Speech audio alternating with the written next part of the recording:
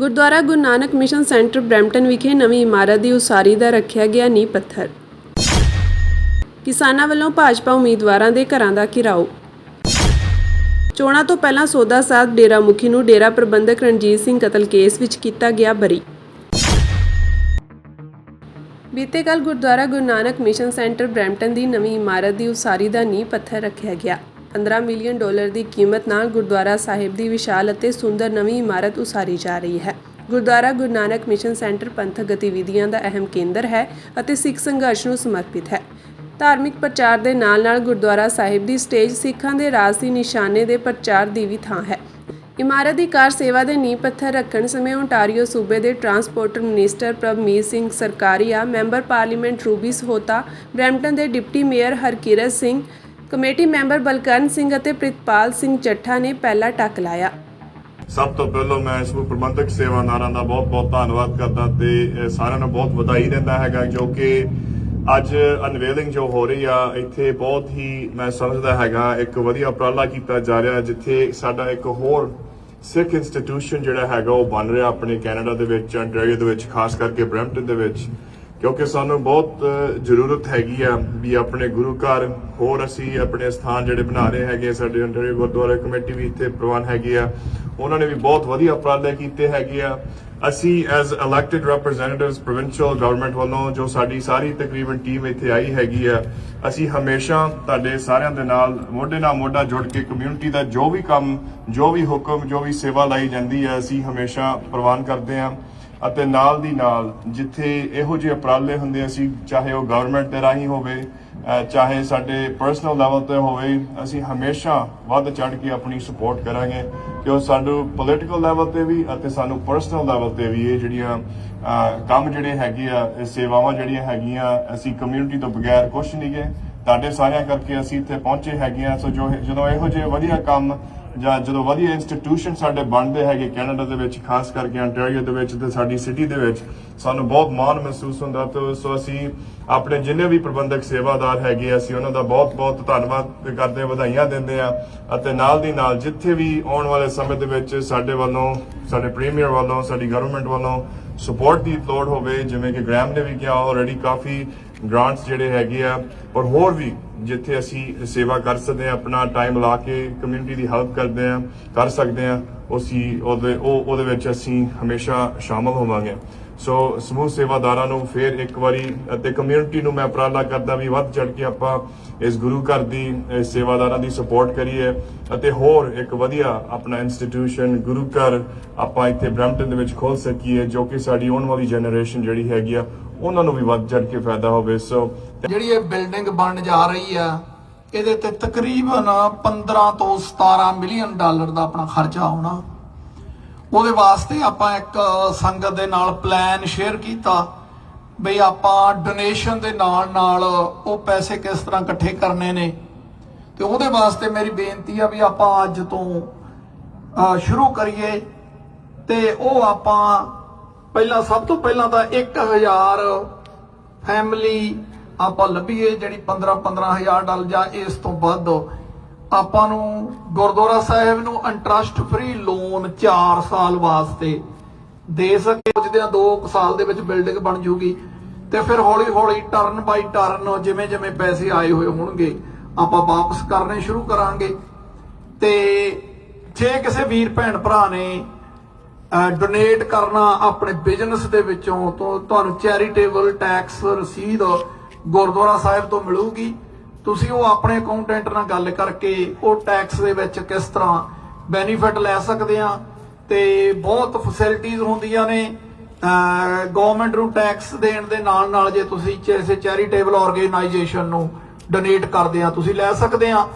ਤੇ ਮੈਂ ਜ਼ਿਆਦਾ ਸਮਾਂ ਨਹੀਂ ਲੈਣਾ ਕਿਉਂਕਿ ਬਹੁਤ ਧੁੱਪ ਵੀ ਆ ਤੇ ਸੰਗਤ ਬਹੁਤ ਉਤਾਵਲੀ ਆ, ਬਹੁਤ ਉਤਸ਼ਾਹ ਆ। ਮੈਂ ਇੱਕ ਗੱਲ ਕਲੀਅਰ ਕਰ ਦਿੰਦਾ ਵੀ ਜਿਹੜੇ ਬਹੁਤ ਵੀਰਾਂ ਦੇ ਕਨਸਰਨ ਜਾਂ ਫੋਨ ਵੀ ਆ ਰਹੇ ਨੇ ਜਾਂ ਉਹ ਹੁਣ ਵੀ ਪੁੱਛਦੇ ਸੀ ਵੀ ਜਿਹੜਾ ਗੁਰਦੁਆਰਾ ਸਾਹਿਬ ਇਸੇ ਬਿਲਡਿੰਗ ਦੇ ਉੱਥੇ ਬਣਨਾ, ਬਿਲਕੁਲ ਜਿਹੜੀ ਆਪਣੀ ਆ 4 ਦੀਵਾਰੀ ਕਰੀ ਆ ਇਹ ਆਪਾਂ ਸੇਫਟੀ ਵਾਸਤੇ ਕਰੀ ਸੀ, ਇਹਦਾ ਹੋਰ ਕੋਈ ਮਤਲਬ ਨਹੀਂ ਸੀ ਕਿਉਂਕਿ ਇਹਦੇ ਵਿੱਚ ਅਨਫਿਨਿਸ਼ ਬਿਲਡਿੰਗ ਸੀ, ਨੀਹਾਂ ਪੱਟੀਆਂ ਹੋਈਆਂ ਸੀ, ਉਹ ਸਾਰੀਆਂ ਰਿਮੂਵ ਕਰਕੇ ਇਹ ਥਾਂ ਆਪਾਂ ਇਸ ਕਰਕੇ ਚੁਣੀ ਆ ਕਿਉਂਕਿ ਆਪਣੀਆਂ ਸਰਵਿਸਿਜ਼ ਪਈਆਂ ਹੋਈਆਂ ਨੇ ਸਿਟੀ ਵੱਲੋਂ ਜਿਹੜੀਆਂ ਸੂਅਰ ਸਿਸਟਮ ਬਣਿਆ ਹੋਇਆ ਆਪਾਂ ਗੁਰਦੁਆਰਾ ਸਾਹਿਬ ਦੇ ਵਿੱਚ ਜਿਹੜੀਆਂ ਸਰਵਿਸਿਜ਼ ਪਾਈਆਂ ਹੋਈਆਂ ਨੇ ਉਹ ਪਈਆਂ ਹੋਈਆਂ ਨੇ ਅਕੋਰਡਿੰਗ ਟੂ ਐਸ ਬਿਲਡਿੰਗ ਤੇ ਉਸ ਬਿਲਡਿੰਗ। ਇੱਥੇ ਬਿਲਡਿੰਗ ਬਣਾਉਣ ਤੋਂ ਬਾਅਦ ਤੁਸੀਂ ਪਿਕਚਰ ਦੇ ਵਿੱਚ ਵੀ ਦੇਖੋਗੇ ਦੋਨੇ ਬਿਲਡਿੰਗਾਂ ਇੱਕ ਦੂਸਰੇ ਦੇ ਨਾਲ ਅਟੈਚਡ ਨਹੀਂ ਹੋਣੀਆਂ ਪਰ ਕਨਸੈਪਟ ਇਸ ਤਰ੍ਹਾਂ ਹੋਏਗਾ ਵੀ ਉਹ ਬਿਲਡਿੰਗ ਅਲੱਗ ਹੁੰਦਿਆਂ ਹੋਇਆ ਵੀ ਇਸ ਬਿਲਡਿੰਗ ਦਾ ਪਾਰਟ ਹੀ ਲੱਗੇਗੀ, ਉਹਦੇ ਉੱਪਰ ਗੁੰਬਦ ਲੱਗਣਗੇ। ਇਹ ਜਿਹੜਾ ਸਾਰਾ ਯੋਗਦਾਨ ਆ ਇਹ ਤੁਹਾਡੇ ਸਹਿਯੋਗ ਦੇ ਨਾਲ ਹੀ ਹੋਣਾ। ਆਪਾਂ ਰਲ ਮਿਲ ਕੇ ਇਹ ਬਿਲਡਿੰਗ ਕੰਪਲੀਟ ਕਰੀਏ। ਇਸ ਤੋਂ ਬਾਅਦ ਆਪਾਂ ਇਹਦੇ ਵਿੱਚੋਂ ਜਿਹੜੀਆਂ ਨੀਹਾਂ ਨੇ ਜਿਹੜਾ ਡੈਮੇਜ ਮਟੀਰੀਅਲ ਆ ਉਹ ਪਹਿਲਾਂ ਕੱਢਾਂਗੇ ਤੇ ਪਰ ਆਈ ਹੋਪ ਆਪਾਂ ਜਲਦੀ ਤੋਂ ਜਲਦੀ ਕੰਸਟਰਕਸ਼ਨ ਵੀ ਸਟਾਰਟ ਕਰਾਂਗੇ। ਤੇ ਜਿਸ ਤਰ੍ਹਾਂ ਬਲਕਰਨ ਸਿੰਘ ਹੋਰਾਂ ਨੇ ਕਿਹਾ ਜਿੰਨੇ ਵੀ ਸਿਟੀ ਦੇ ਨੁਮਾਇੰਦੇ ਨੇ ਇਨਕਲੂਡ ਸਾਡੇ ਮੇਅਰ ਪੈਟਰਿਕ ਬਰਾਊਨ ਬਹੁਤ ਵੱਡਾ ਯੋਗਦਾਨ ਆ ਇਹਨਾਂ ਦਾ। ਤੇ ਪਰ ਇਹਨਾਂ ਵੱਲੋਂ ਡਿਲੇ ਨਹੀਂ ਹੁੰਦੀ ਜਿਵੇਂ ਆਹ ਬਿਲਡਿੰਗ ਦੇ ਵਿੱਚ ਵੀ ਮੈਂ ਐਗਜ਼ਾਮਪਲ ਦੇ ਦਿਆਂ ਇਹ ਸਾਡੇ ਵੱਲੋਂ ਡਿਲੇ ਹੁੰਦੀ ਆ ਜਦੋਂ ਆਪਾਂ ਨਾ ਇੱਕ ਗੱਲ ਜ਼ਰੂਰ ਨੋਟ ਕਰਨ ਵਾਲੀ ਆ ਜਦੋਂ ਨਕਸ਼ਾ ਪਾਸ ਹੋਣ ਤੋਂ ਬਾਅਦ ਕੋਈ ਚੇਂਜਸ ਕਰਦੇ ਆ ਤੇ ਫਿਰ ਉਹ ਫੁੱਲ ਸਟਾਪ ਲੱਗ ਜਾਂਦਾ। ਉਹ ਇਹਨਾਂ ਦੀ ਵੀ ਰਿਕੁਐਸਟ ਆ ਤੋ ਇਸ ਵਾਰ ਅਸੀਂ ਵੀ ਵਾਅਦਾ ਕਰਦੇ ਆ ਬਈ ਕੋਈ ਅਸੀਂ ਮੇਜਰ ਚੇਂਜ ਨਹੀਂ ਕਰਾਂਗੇ।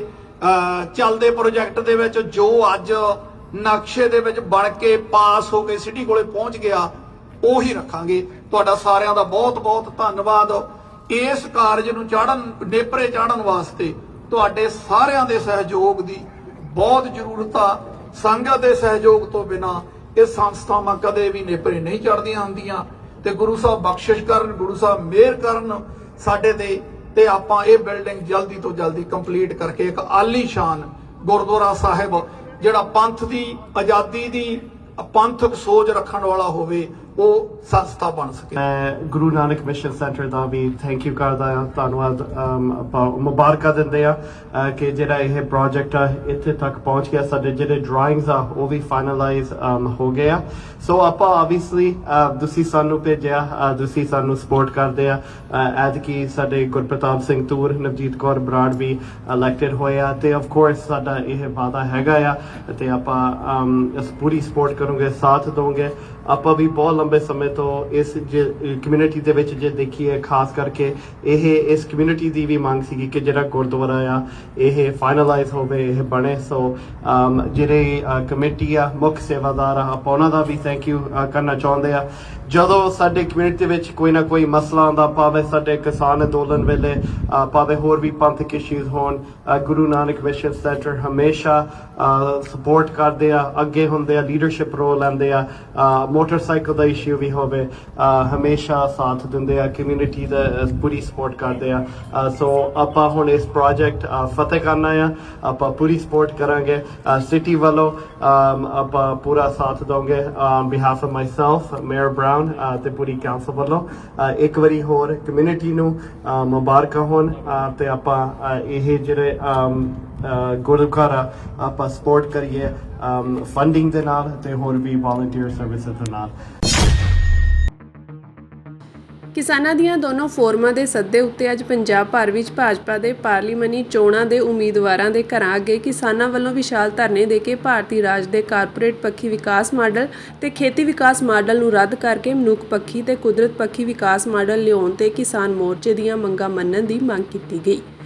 ਕਿਸਾਨ ਮਜ਼ਦੂਰ ਸੰਘਰਸ਼ ਕਮੇਟੀ ਪੰਜਾਬ ਦੇ ਸੂਬਾ ਆਗੂ ਸਰਦਾਰ ਸਤਨਾਮ ਸਿੰਘ ਪੰਨੂ ਤੇ ਦਫ਼ਤਰ ਸਕੱਤਰ ਗੁਰਬਚਨ ਸਿੰਘ ਚੱਬਾ ਨੇ ਲਿਖਤੀ ਪ੍ਰੈਸ ਬਿਆਨ ਰਾਹੀਂ ਦੱਸਿਆ ਕਿ ਦੋਨਾਂ ਫੋਰਮਾਂ ਵੱਲੋਂ ਭਾਜਪਾ ਉਮੀਦਵਾਰਾਂ ਦੇ ਘਰਾਂ ਅੱਗੇ ਧਰਨੇ ਦੇਣ ਦੇ ਸੱਦੇ ਤਹਿਤ ਅੱਜ ਅੰਮ੍ਰਿਤਸਰ ਤਰਨਜੀਤ ਸਿੰਘ ਸੰਧੂ, ਖਡੂਰ ਸਾਹਿਬ ਮਨਜੀਤ ਸਿੰਘ ਮੀਆਂਵਿੰਡ, ਗੁਰਦਾਸਪੁਰ ਦਿਨੇਸ਼ ਬੱਬੂ, ਅਨੀਤਾ ਸੋਮ ਪ੍ਰਕਾਸ਼ ਹੁਸ਼ਿਆਰਪੁਰ, ਸੁਸ਼ੀਲ ਰਿੰਕੂ ਜਲੰਧਰ, ਰਾਣਾ ਸੋਢੀ ਗੁਰੂ ਹਰਸਰਾਏ ਤੇ ਫਿਰੋਜ਼ਪੁਰ, ਸੁਨੀਲ ਜਾਖੜ ਅਬੋਹਰ, ਹੰਸ ਰਾਜ ਹੰਸ ਫਰੀਦਕੋਟ, ਪਰਮਪਾਲ ਕੌਰ ਮਲੂਕਾ ਬਠਿੰਡਾ, ਰਵਨੀਤ ਬਿੱਟੂ ਲੁਧਿਆਣਾ, ਬੀਬੀ ਪ੍ਰਨੀਤ ਕੌਰ ਪਟਿਆਲਾ, ਅਰਵਿੰਦ ਖੰਨਾ ਸੰਗਰੂਰ ਦੇ ਘਰਾਂ ਅੱਗੇ ਵਿਸ਼ਾਲ ਧਰਨੇ ਦਿੱਤੇ ਗਏ।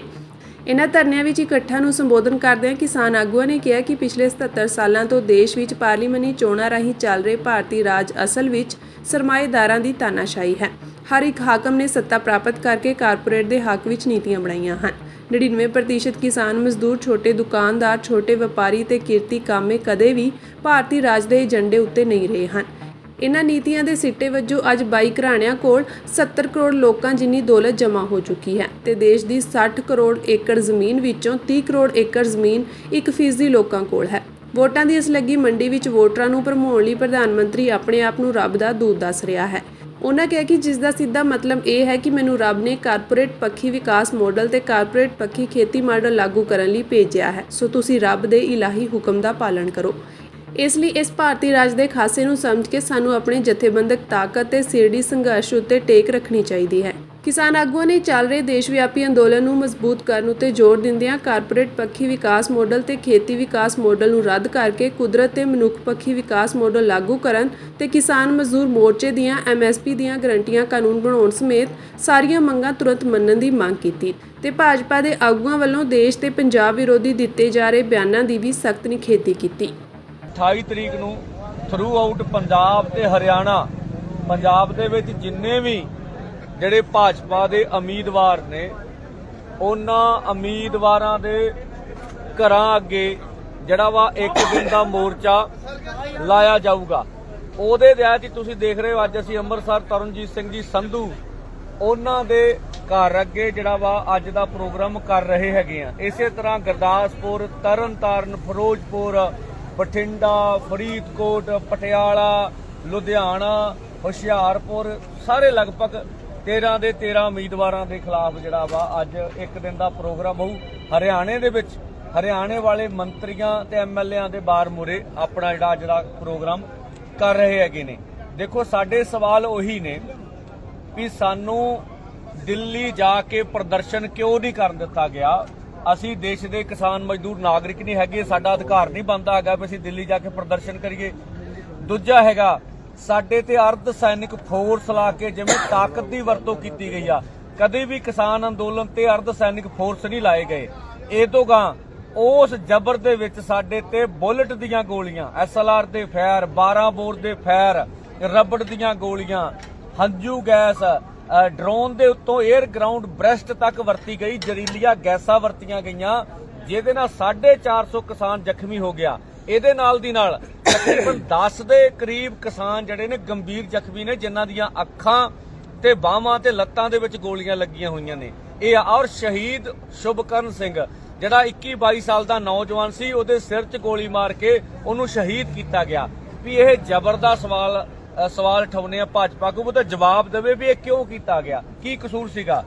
ਤੁਸੀਂ ਇਹ ਸਾਡਾ ਕਸੂਰ ਮੰਗਦੇ ਹੋ ਕਿ ਅਸੀਂ ਤੁਹਾਡੇ ਗਾੜੀ ਆਪ ਦੀ ਮੰਗ ਰੱਖਦੇ ਹਾਂ ਵੀ ਦੇਸ਼ ਦੇ ਕਿਸਾਨ ਮਜ਼ਦੂਰ ਦਾ ਕਰਜ਼ਾ ਖਤਮ ਹੋਣਾ ਚਾਹੀਦਾ, ਜਾਂ ਅਸੀਂ ਇਹ ਮੰਗ ਕਰਦੇ ਹਾਂ ਵੀ MSP ਲੀਗਲ ਗਰੰਟੀ ਕਾਨੂੰਨ ਬਣਾਇਆ ਜਾਵੇ, ਇਹ ਸਾਡਾ ਕਸੂਰ ਹੈਗਾ, ਜਾਂ ਅਸੀਂ ਇਹ ਕਹਿੰਦੇ ਹਾਂ ਵੀ C250 ਦੇ ਅਨੁਸਾਰ ਫਸਲਾਂ ਦੇ ਭਾਅ ਮਿਲਣੇ ਚਾਹੀਦੇ ਕਿਸਾਨਾਂ ਨੂੰ, ਇਹ ਤੁਸੀਂ ਸਾਡਾ ਗੁਨਾਹ ਮੰਗਦੇ ਹੈਗੇ, ਜਾਂ ਅਸੀਂ ਇਹ ਕਹਿੰਦੇ ਹਾਂ ਵੀ ਜਿੰਨਾ ਲਘੂ ਉਦਯੋਗ ਆ, ਛੋਟਾ ਉਦਯੋਗ ਆ, ਜਾਂ ਭਾਰਤ ਦਾ ਖੇਤੀ ਸੈਕਟਰ ਹੈ, ਇਹਨੂੰ ਬਚਾਉਣ ਵਾਸਤੇ ਭਾਰਤ WTO ਤੋਂ ਬਾਹਰ ਆ ਜੇ, ਇਹ ਮੰਗ ਕਰਨਾ ਤੁਹਾਨੂੰ ਸਾਡਾ ਗੁਨਾਹ ਲੱਗਦਾ ਹੈਗਾ। ਜਾਂ ਲਖੀਮਪੁਰ ਖੀਰੀ ਦੇ ਵਿੱਚ ਜਦੋਂ ਗੱਡੀ ਚਾੜ ਕੇ ਸਿੱਧੇ ਕਿਸਾਨ ਤੇ ਪੱਤਰਕਾਰ ਨੂੰ ਕਤਲ ਕੀਤਾ ਗਿਆ, ਅਸੀਂ ਇਹ ਗੱਲ ਕੀਤੀ ਵੀ ਉਸ ਕਾਤਲੀ ਨੂੰ ਫਾਹੇ ਟੰਗੋ, ਉਹਨੂੰ ਟਿਕਟ ਨਾ ਦਿਓ, ਤੁਸੀਂ ਟਿਕਟ ਵੀ ਦਿੱਤੀ, ਉਹਨੂੰ ਸਨਮਾਨ ਵੀ ਕੀਤਾ ਉਹਦਾ, ਇਹ ਸਾਡਾ ਗੁਨਾਹ ਵੀ ਇਹ ਮੰਗ ਠਾਉਣਾ ਸਾਡਾ ਗੁਨਾਹ ਹੈਗਾ। ਜਾਂ ਫਸਲੀ ਬੀਮਾ ਯੋਜਨਾ ਆਪਣੇ ਸਿਰ ਤੇ ਜਿਹੜੀ ਆ ਸਰਕਾਰ ਕਰੇ, ਇਹ ਤੋਂ ਕਾ ਮਜ਼ਦੂਰਾਂ ਵਾਲੀ 200 ਦਿਨ ਰੁਜ਼ਗਾਰ ਦੇਵੇ, 700 ਰੁਪਇਆ ਦਿਹਾੜੀ ਮਿਲੇ। ਜਿਹੜੀਆਂ ਸਾਡੀਆਂ ਮੰਗਾਂ ਨੇ, ਇਹ ਮੰਗਾਂ ਕਿਵੇਂ ਗੈਰ ਵਾਜਬ ਲੱਗਦੀਆਂ, ਇਹ ਸਾਰੇ ਦੇ ਸਾਰੇ ਸਵਾਲਾਂ ਦੇ ਜਵਾਬ ਅਸੀਂ ਲੈ ਕੇ ਅੱਜ ਥਰੂ ਆਊਟ ਪੰਜਾਬ ਹਰਿਆਣਾ ਭਾਜਪਾ ਦੇ ਜਿਹੜੇ ਘਰਾਂ ਮੂਹਰੇ ਅੱਜ ਪ੍ਰਦਰਸ਼ਨ ਕਰ ਰਹੇ ਹਾਂ, ਔਰ ਫਿਰ ਦੇਸ਼ ਦੇ ਕਿਸਾਨਾਂ, ਮਜ਼ਦੂਰਾਂ, ਨੌਜਵਾਨਾਂ ਦੇ ਸਾਹਮਣੇ ਗੱਲ ਰੱਖ ਰਹੇ ਹਾਂ। ਸਾਡਾ ਇਹ ਮਕਸਦ ਨਹੀਂ ਹੈਗਾ ਵੀ ਵੋਟਾਂ ਕਿਹਨੂੰ ਪਾਉਣੀਆਂ ਤੇ ਕਿਹਨੂੰ ਨਹੀਂ ਪਾਉਣੀਆਂ। 4 ਜੂਨ ਤੋਂ ਬਾਅਦ ਜਿਹੜੀ ਵੀ ਸਰਕਾਰ ਸੱਤਾ 'ਚ ਆਵੇ ਸਾਡੇ ਲਈ ਕੋਈ ਮਾਇਨਾ ਨਹੀਂ ਰੱਖਦਾ, ਪਰ ਅਸੀਂ ਹਮੇਸ਼ਾ ਹੀ ਵੋਟ ਪਾਉਣ ਵਾਲੇ ਨੂੰ ਕਹਿੰਦੇ ਵੀ ਜਦੋਂ ਵੋਟ ਪਾਉਣ ਜਾਈ ਉਦੋਂ ਅਸੀਂ ਭਾਈ ਬੈਠੇ ਆ ਹਰਿਆਣੇ ਦੇ ਬਾਰਡਰ ਤੇ, ਸਾਡੀ ਟਰਾਲੀ ਦੇ ਅੰਦਰ 57 ਡਿਗਰੀ ਟੈਂਪਰੇਚਰ ਆ ਰਿਹਾ ਹੈਗਾ। ਜੋ ਕੁਝ ਸਾਡੇ ਨਾਲ ਧੱਕਾ ਹੋਇਆ ਉਹਨੂੰ ਯਾਦ 'ਚ ਜ਼ਰੂਰ ਰੱਖਣਾ। ਹਾਈਕੋਰਟ ਨੇ ਡੇਰਾ ਸੌਦਾ ਸਾਧ ਮੁਖੀ ਨੂੰ ਡੇਰਾ ਪ੍ਰਬੰਧਕ ਰਣਜੀਤ ਸਿੰਘ ਕਤਲ ਕੇਸ ਵਿੱਚ ਬਰੀ ਕਰ ਦਿੱਤਾ ਹੈ। ਹਾਈਕੋਰਟ ਨੇ ਇਸ ਮਾਮਲੇ ਵਿੱਚ ਵਿਸ਼ੇਸ਼ CBI ਅਦਾਲਤ ਵੱਲੋਂ ਸੁਣਾਏ ਫੈਸਲੇ ਨੂੰ ਵੀ ਰੱਦ ਕਰ ਦਿੱਤਾ ਅਤੇ ਸੌਦਾ ਸਾਧ ਅਤੇ 4 ਹੋਰਾਂ ਨੂੰ ਬਰੀ ਕਰ ਦਿੱਤਾ। ਦੱਸਣਯੋਗ ਹੈ ਕਿ 2021 ਵਿੱਚ ਪੰਚਕੂਲਾ ਦੀ ਵਿਸ਼ੇਸ਼ ਕੇਂਦਰੀ ਜਾਂਚ ਬਿਊਰੋ ਅਦਾਲਤ ਨੇ ਸੌਦਾ ਸਾਧ ਨੂੰ 2002 ਵਿੱਚ ਰਣਜੀਤ ਸਿੰਘ ਦੀ ਹੱਤਿਆ ਦੀ ਸਾਜ਼ਿਸ਼ ਰਚਨ ਦਾ ਦੋਸ਼ੀ ਠਹਿਰਾਇਆ ਸੀ। 4 ਹੋਰਾਂ ਨੂੰ ਵੀ ਦੋਸ਼ੀ ਠਹਿਰਾਇਆ ਗਿਆ ਸੀ। ਜਿਨ੍ਹਾਂ ਵਿੱਚੋਂ 3 ਨੂੰ ਰਣਜੀਤ ਸਿੰਘ ਦੇ ਕਤਲ ਅਤੇ 1 ਨੂੰ ਕਤਲ ਦੀ ਸਾਜ਼ਿਸ਼ ਰਚਣ ਦਾ ਦੋਸ਼ੀ ਠਹਿਰਾਇਆ ਗਿਆ ਸੀ। ਡੇਰਾ ਸੌਦਾ ਸਾਧ ਅਤੇ 4 ਹੋਰਾਂ ਨੂੰ ਉਮਰ ਕੈਦ ਦੀ ਸਜ਼ਾ ਸੁਣਾਈ ਗਈ ਸੀ ਅਤੇ ਨਾਲ ਹੀ ਭਾਰੀ ਜੁਰਮਾਨਾ ਭਰਨ ਦਾ ਹੁਕਮ ਸੁਣਾਇਆ ਗਿਆ ਸੀ। ਰਾਮ ਰਹੀਮ ਨੂੰ 31 ਲੱਖ ਰੁਪਏ ਦਾ ਜੁਰਮਾਨਾ ਵੀ ਭਰਨ ਲਈ ਕਿਹਾ ਗਿਆ ਸੀ। ਦੱਸ ਦਈਏ ਕਿ ਸੰਪਰਦਾ ਦੇ ਪ੍ਰਬੰਧਕ ਅਤੇ ਪੈਰੋਕਾਰ ਰਣਜੀਤ ਸਿੰਘ ਦੀ 2002 ਵਿੱਚ ਗੋਲੀ ਮਾਰ ਕੇ ਹੱਤਿਆ ਕਰ ਦਿੱਤੀ ਗਈ ਸੀ। ਸੌਦਾ ਸਾਧ ਨੇ ਔਰਤਾਂ ਦਾ ਜਿਨਸੀ ਸ਼ੋਸ਼ਣ ਕਿਵੇਂ ਕੀਤਾ, ਇਸ ਬਾਰੇ ਦੱਸਿਆ ਗਿਆ। ਇੱਕ ਗੁਮਨਾਮ ਪੱਤਰ ਦੇ ਪ੍ਰਸਾਰਣ ਵਿੱਚ ਉਸ ਦੀ ਸ਼ੱਕੀ ਭੂਮਿਕਾ ਲਈ ਉਸ ਦੀ ਹੱਤਿਆ ਕਰ ਦਿੱਤੀ ਗਈ ਸੀ। CBI ਦੀ ਚਾਰਜਸ਼ੀਟ ਮੁਤਾਬਕ ਸੌਦਾ ਸਾਧ ਨੇ ਇਸ ਤੋਂ ਬਾਅਦ ਉਸ ਦੇ ਕਤਲ ਦੀ ਸਾਜ਼ਿਸ਼ ਰਚੀ ਸੀ। ਹਰਿਆਣਾ ਪੁਲਿਸ ਵੱਲੋਂ ਗ੍ਰਿਫਤਾਰ ਕੀਤੇ ਗਏ 3 ਕਿਸਾਨਾਂ ਦੀ ਰਿਹਾਈ ਲਈ ਸੰਯੁਕਤ ਕਿਸਾਨ ਮੋਰਚਾ, ਗੈਰ ਸਿਆਸੀ ਤੇ ਕਿਸਾਨ ਮਜ਼ਦੂਰ ਮੋਰਚਾ ਵੱਲੋਂ ਉਲੀਕੇ ਪ੍ਰੋਗਰਾਮ ਤਹਿਤ ਅੱਜ ਪਟਿਆਲਾ ਵਿਖੇ ਭਾਜਪਾ ਉਮੀਦਵਾਰ ਪਰਨੀਤ ਕੌਰ ਦੀ ਰਿਹਾਇਸ਼ ਮੋਤੀ ਮਹਿਲ ਪਟਿਆਲਾ ਵਿਖੇ ਧਰਨਾ ਦਿੱਤਾ ਗਿਆ। ਕਿਸਾਨ ਮਹਿਲ ਵੱਲ ਵਧ ਰਹੇ ਸਨ, ਪਰ ਪੁਲਿਸ ਨੇ ਕਿਸਾਨਾਂ ਨੂੰ ਮਹਿਲ ਦੇ ਨਜ਼ਦੀਕ ਹੀ ਰੋਕ ਕੇ ਰੱਖਿਆ, ਜਿਸ ਕਰਕੇ ਕਿਸਾਨ ਇੱਥੇ ਹੀ ਧਰਨਾ ਲਗਾ ਕੇ ਬੈਠ ਗਏ। ਦੱਸ ਦਈਏ ਕਿ ਇਹਨਾਂ ਕਿਸਾਨਾਂ ਦੀ ਅਗਵਾਈ ਕਿਸਾਨ ਨੇਤਾ ਮਨਜੀਤ ਸਿੰਘ ਘੁਮਾਣਾ ਕਰ ਰਹੇ ਸਨ। ਪਾਕਿਸਤਾਨ ਦੀ ਇੱਕ ਅਦਾਲਤ ਨੇ ਜੇਲ੍ਹ ਵਿੱਚ ਬੰਦ ਸਾਬਕਾ ਪ੍ਰਧਾਨ ਮੰਤਰੀ ਇਮਰਾਨ ਖਾਨ ਦੀ ਪਾਰਟੀ ਵੱਲੋਂ ਕੈਪੀਟਲ ਡਿਵੈਲਪਮੈਂਟ ਖਿਲਾਫ ਦਾਇਰ ਪਟੀਸ਼ਨ ਤੇ ਇਸਲਾਮਾਬਾਦ ਹਾਈ ਕੋਰਟ ਦੇ ਰਜਿਸਟਰਾਰ ਦਫ਼ਤਰ ਵੱਲੋਂ ਕੀਤੇ ਗਏ ਇਤਰਾਜ਼ ਨੂੰ ਖਾਰਜ ਕਰ ਦਿੱਤਾ ਹੈ। ਇਸਲਾਮਾਬਾਦ ਹਾਈ ਕੋਰਟ ਦੇ ਜਸਟਿਸ ਸਮਾਨ ਰਫਾਤ ਇਮਤਿਆਜ਼ ਨੇ ਖਾਨ ਦੀ ਪਾਕਿਸਤਾਨ ਤਹਿਰੀਕ-ਏ-ਇਨਸਾਫ ਪਾਰਟੀ ਦੀ ਪਟੀਸ਼ਨ ਤੇ IHC ਰਜਿਸਟਰਾਰ ਦਫ਼ਤਰ ਦੁਆਰਾ ਉਠਾਏ ਗਏ ਇਤਰਾਜ਼ ਨੂੰ ਇਸ ਆਧਾਰ ਤੇ ਖਾਰਜ ਕਰ ਦਿੱਤਾ ਕਿ ਇਹ ਬਿਨਾਂ ਕਿਸੇ ਅਧਿਕਾਰ ਦੇ ਦਾਇਰ ਕੀਤੀ ਗਈ ਸੀ। ਇਹ ਰਿਪੋਰਟ ਡਾਨ ਅਖਬਾਰ ਵੱਲੋਂ ਮੰਗਲਵਾਰ ਯਾਨੀ ਕਿ ਅੱਜ ਨਸ਼ਰ ਕੀਤੀ ਗਈ ਹੈ। ਦਿੱਲੀ ਦੇ ਮੁੱਖ ਮੰਤਰੀ ਅਰਵਿੰਦ ਕੇਜਰੀਵਾਲ ਨੇ ਮੰਗਲਵਾਰ ਨੂੰ ਆਪਣੀ ਅੰਤਰਿਮ ਜ਼ਮਾਨਤ ਦੀ ਮਿਆਦ 7 ਦਿਨ ਹੋਰ ਵਧਾਉਣ ਲਈ ਸੁਪਰੀਮ ਕੋਰਟ ਵਿੱਚ ਤੁਰੰਤ ਸੂਚੀਬੱਧ ਕਰਨ ਦੀ ਮੰਗ ਕੀਤੀ ਹੈ। ਉਹਨਾਂ ਦਾ ਕਹਿਣਾ ਹੈ ਕਿ ਉਹਨਾਂ ਨੇ ਕੁਝ ਮੈਡੀਕਲ ਟੈਸਟ ਕਰਵਾਉਣੇ ਹਨ, ਜਿਸ ਕਰਕੇ ਉਹਨਾਂ ਦੀ ਅੰਤਰਿਮ ਜ਼ਮਾਨਤ 7 ਦਿਨ ਲਈ ਹੋਰ ਵਧਾਈ ਜਾਵੇ। ਜੱਜ JK ਮਹੇਸ਼ਵਰੀ ਅਤੇ KV ਵਿਸ਼ਵਨਾਥਨ ਦੇ ਇੱਕ ਛੁੱਟੀ ਵਾਲੇ ਬੈਂਚ ਨੇ ਮੁੱਖ ਮੰਤਰੀ ਲਈ ਪੇਸ਼ ਹੋਏ ਸੀਨੀਅਰ ਵਕੀਲ ਅਭਿਸ਼ੇਕ ਸਿੰਘਵੀ ਦੀਆਂ ਅਰਜ਼ੀਆਂ ਦਾ ਨੋਟਿਸ ਲਿਆ ਅਤੇ ਕਿਹਾ ਕਿ ਅੰਤਰਿਮ ਪਟੀਸ਼ਨ ਦੀ ਸੂਚੀ ਬਾਰੇ ਫੈਸਲਾ ਮਾਨਯੋਗ CJI ਦੁਆਰਾ ਲਿਆ ਜਾ ਸਕਦਾ ਹੈ, ਕਿਉਂਕਿ ਫੈਸਲਾ ਮੁੱਖ ਮਾਮਲੇ ਵਿੱਚ ਰਾਖਵਾਂ ਰੱਖਿਆ ਗਿਆ ਹੈ। ਸਰਦਾਰ ਸਿਮਰਨਜੀਤ ਸਿੰਘ ਮਾਨ ਨੇ ਸਿੱਖ ਸੰਗਤਾਂ ਅਤੇ ਪਾਰਟੀ ਵਰਕਰਾਂ ਨੂੰ ਅਪੀਲ ਕਰਦਿਆਂ ਦੱਸਿਆ ਕਿ ਪੰਥ ਵਸੇ ਮੈਂ ਉਜੜਾ ਮਨਚਾਓ ਕਨੇਰਾ ਦੇ ਫਲਸਫੇ ਤੇ ਪਹਿਰਾ ਦਿੰਦਿਆਂ ਅਸੀਂ ਹਮੇਸ਼ਾ ਇਹ ਯਕੀਨੀ ਬਣਾਇਆ ਹੈ ਕਿ ਅਸੀਂ ਆਪਣੇ ਜਾਨੀ ਮਾਲੀ ਨੁਕਸਾਨ ਦੀ ਪਰਵਾਹ ਕੀਤੇ ਬਿਨਾਂ ਹਮੇਸ਼ਾ ਹੱਕ ਸੱਚ ਦੀ ਗੱਲ ਕਰਕੇ ਪੰਥ ਨੂੰ ਵਾਸਦਾ ਅਤੇ ਚੜ੍ਹਦੀ ਕਲਾ ਵਿੱਚ ਰੱਖਿਆ ਜਾਵੇ। ਦੱਸ ਦਈਏ ਕਿ ਬੀਤੇ ਕੱਲ੍ਹ ਸਰਦਾਰ ਸਿਮਰਨਜੀਤ ਸਿੰਘ ਮਾਨ ਵੱਲੋਂ ਖੁਲਾਸਾ ਕੀਤਾ ਗਿਆ ਸੀ ਕਿ ਫਰੀਦਕੋਟ ਤੋਂ ਉਹਨਾਂ ਦੇ ਉਮੀਦਵਾਰ ਨੂੰ ਸੀਟ ਛੱਡਣ ਲਈ ਮਜਬੂਰ ਕੀਤਾ ਜਾ ਰਿਹਾ ਹੈ। ਸਿੰਘਾਂ ਨੂੰ ਘਬਰਾਉਣਾ ਨਹੀਂ ਚਾਹੀਦਾ। ਮੈਂ 40 ਸਾਲ ਤੋਂ ਸੇਵਾ ਕਰਦਾ ਰਿਹਾ, ਨਾ ਅੱਗੇ ਦੇਖਿਆ ਨਾ ਪਿੱਛੇ ਦੇਖਿਆ। ਕਈ ਆਏ ਹੈ, ਕਈ ਚਲੇ ਗਏ ਹੈ, ਬਾਦਲ ਨਾਲ ਰਲ ਗਏ ਹੈ, ਕਾਂਗਰਸ ਨਾਲ ਰਲ ਗਏ ਹੈ, BJP RSS ਨਾਲ ਰਲ ਗਏ ਹੈ, ਪਰ ਸੰਤ ਜਰਨੈਲ ਸਿੰਘ ਭਿੰਡਰਾਂਵਾਲਿਆਂ ਦੀ ਅੱਖਾਂ ਮੀਟਣ ਤੋਂ ਬਾਅਦ ਸਾਡੀ ਪਾਰਟੀ ਬਿਲਕੁਲ ਉਸ ਸੋਚ ਦੇ ਉੱਤੇ ਚੱਲ ਰਹੀ ਹੈ। ਅਸੀਂ ਕਿਸੇ ਦੇ ਨਾਲ ਫੈਸਲਾ ਨਹੀਂ ਕੀਤਾ, ਸਿਰਫ ਪੰਥ ਦੇ ਨਾਲ ਫੈਸਲਾ ਕੀਤਾ ਹੋਇਆ ਹੈ ਤੇ ਆਖਰੀ ਪਲ ਤੱਕ ਜਿੰਨਾ ਚਿਰ ਸਾਹ ਹੈਗੇ ਹੈ, ਜਿਉਂਦੇ ਹੈ, ਉਹਨਾਂ ਚਿਰ ਪੰਥ ਦੇ ਨਾਲ ਨਿਭਾ ਕੇ ਜਾਵਾਂਗੇ। ਇਹ ਪੱਕੀ ਗੱਲ ਹੈ।